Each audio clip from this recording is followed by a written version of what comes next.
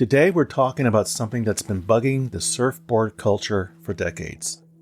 Something most of us don't want to think about when we're waxing up our surfboards at dawn.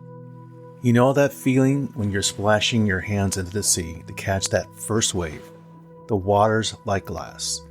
The sun's just breaking over the horizon, and everything feels right with the world.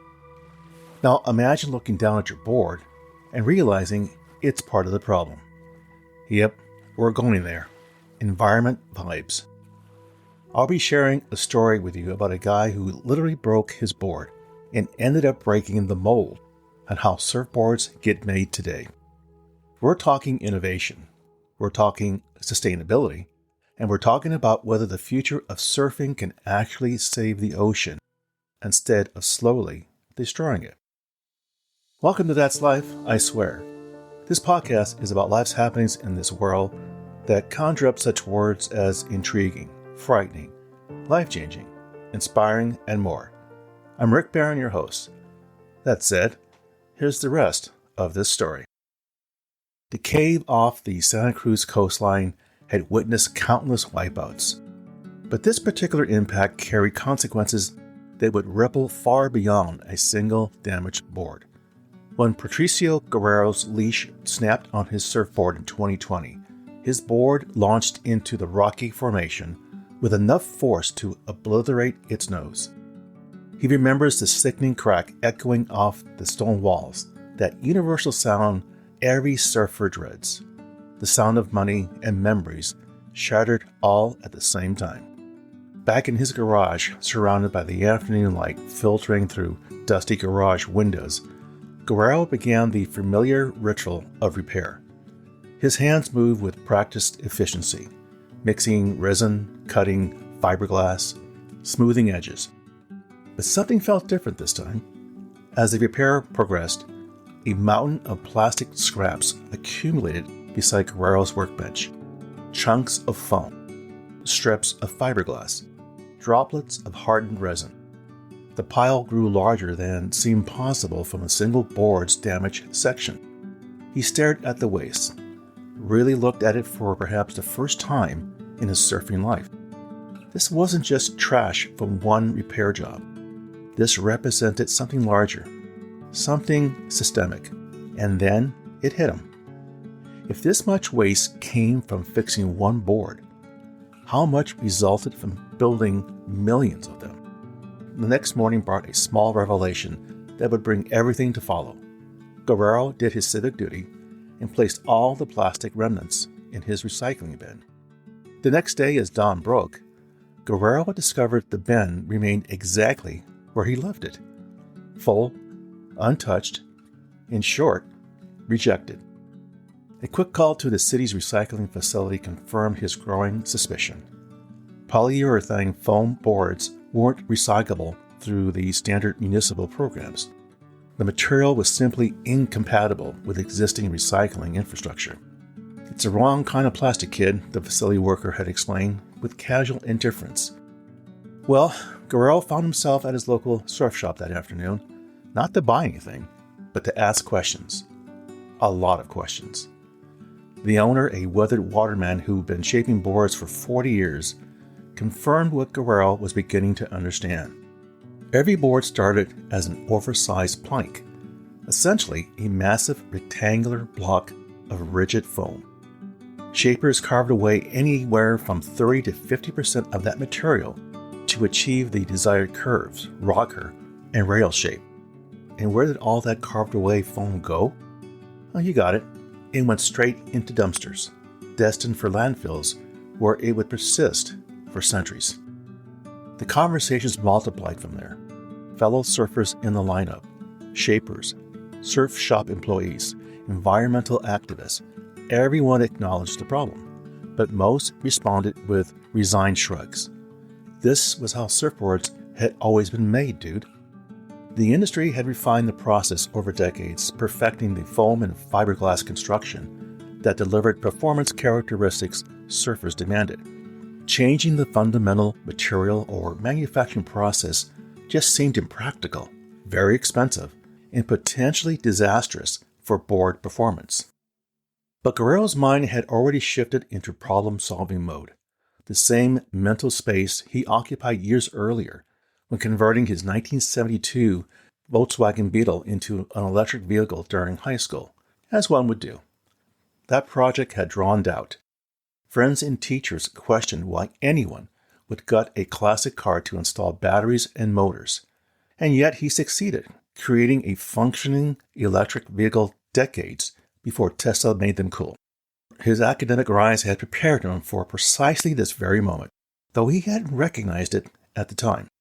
A bachelor's degree in mechanical engineering from UC Irvine, California, provided the technical foundation.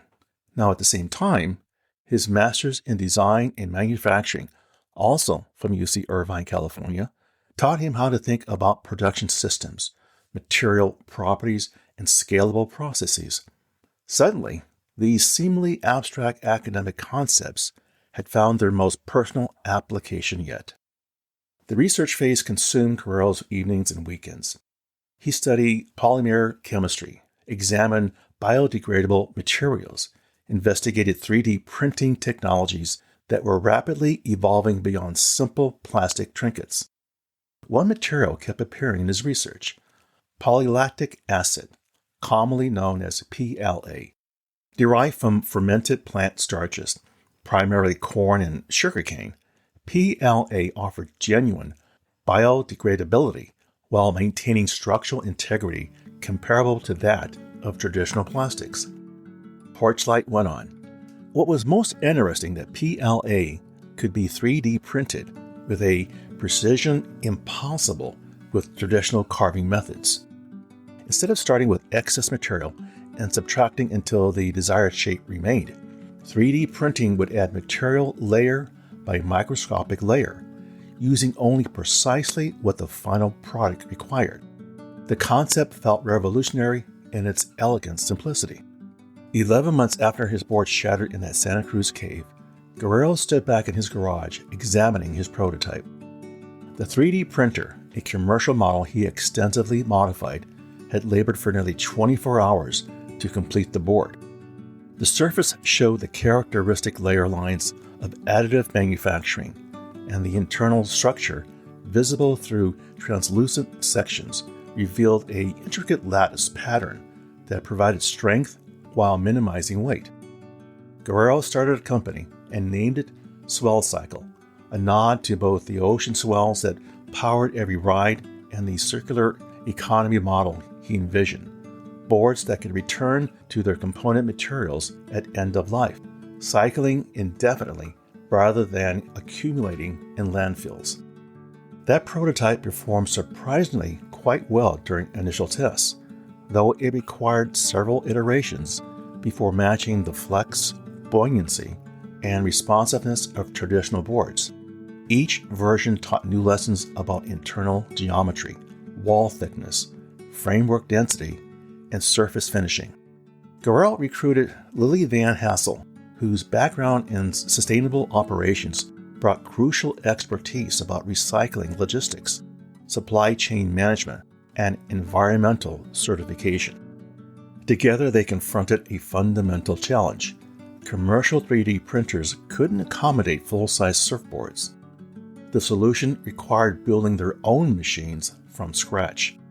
Very tall rectangular frames housing custom print heads capable of traversing the length of long boards while maintaining micrometer level precision. The printers stood taller than their operators, resembling futuristic looms weaving plastic thread into writable sculptures. The manufacturing process Swell Cycle developed represented a complete reimagining of surfboard production. Design began in CAD software, where every curve could be precisely specified and adjusted.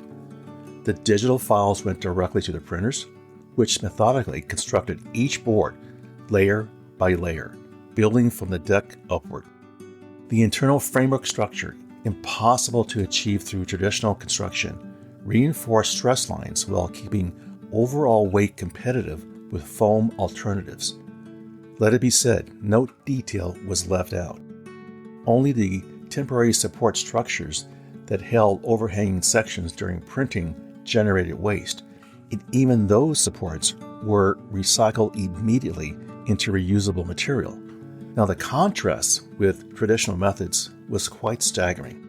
Where conventional production might discard 40% of starting materials, Swell Cycle's process generated less than 5% of waste, all of it recyclable. Van Hassel proved instrumental in developing the end-of-life recycling program. When Swell Cycle surfboards finally wore out, a process that took longer than traditional boards due to PLA's superior durability, customers could return them to be grounded into pellets and reprocessed into new products. The concept of circular manufacturing, long discussed in environmental circles, had found tangible expression in surfboard foam. One significant challenge remained unsolved, though: the epoxy resin coating that provided water resistance and durability couldn't be easily recycled with current technology. When heated, resin combusted rather than melting, making it incompatible with standard recycling processes. The team experimented with repurposing cured resin waste into fins and other solid components, though a truly circular solution from resin remained elusive. The October 2025 demonstration day in Santa Cruz, California, provided crucial validation. Local surfers remained deeply dubious of any deviation from traditional board construction, tested the 3D printed boards in real conditions. Jason Klickman, whose 3 decades of experience gave his opinions significant weight, reported that the board felt stiff and fast with excellent drive through turns. Others noted the distinctive feel, different from foam, but not inferior, simply different. Ricardo Urbanese articulated what many in the lineup were thinking. Surfers bore responsibility for the environmental impact of their equipment choices. The community that claimed to love the ocean most deeply couldn't continue ignoring how its boards contributed to its destruction. Tom Wilson, founder of the Australian organization Wave Changer, had been researching surfing's environmental footprint for years. Now his findings painted a very sobering picture.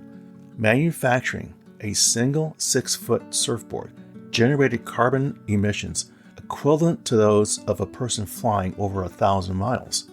Alternative foam materials that reduce fossil fuel dependence came with their own problems. They fragmented into tiny beads that marine animals ingested with fatal consequences. Wilson had documented seabirds found dead with stomachs packed full of foam beads, their digestive systems fatally blocked by material from broken surfboards. Now, these images were very haunting. Creatures that embodied oceanic freedom, killed by the very equipment meant to celebrate it. Every board purchase represented a choice, and for too long, the only available option was environmentally destructive. The recognition from UC Santa Cruz Seymour Marine Discovery Center, which named Swell Cycle's boards the Earth and Sea Invention of the Year, provided important institutional validation. Academic and scientific communities were taking notice and seeing potential applications beyond surfing. I mean, if the technology could work for surfboards, what other products might benefit from similar rethinking? Guerrero envisions Swell Cycle as more than a surfboard company. He sees it as a proof of concept for sustainable sports equipment manufacturing broadly. Skis, snowboards, kayaks, paddleboards, all those products currently follow similar wasteful production models. All could potentially benefit from the additive manufacturing approach Swell Cycle pioneered. The journey from that broken board in a Santa Cruz cave to an internationally recognized innovation took 5 years of relentless problem solving. Guerrero transformed a moment of frustration into a company that actively reshaping its industry relationship with the environment. The blue recycling bin that rejected his plastic waste had inadvertently generated a revolution. On any given morning, Guerrero can be found in Swell Cycle's workshop, surrounded by towering 3D printers humming as they construct tomorrow's boards. Through the windows, the Santa Cruz coastline stretches toward the horizon, waves rolling in with timeless rhythm. Those same waves that powered his fateful session 5 years ago continue the endless work, now carrying surfers on boards that honor rather than harm the ocean that makes their sport possible. Now, what can we learn from this story? What's the takeaway?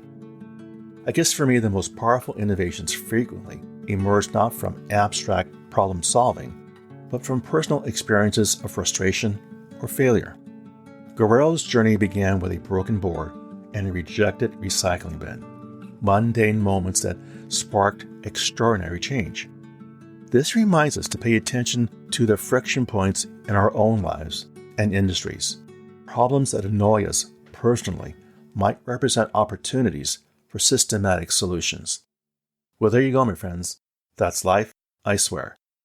For further information regarding the material covered in this episode, I invite you to visit my website, which can be found on Apple Podcasts, for show notes and the episode transcript. As always, I thank you for the privilege of you listening and your interest. Be sure to subscribe here or wherever you listen to podcasts so you don't miss an episode. And we'll see you soon.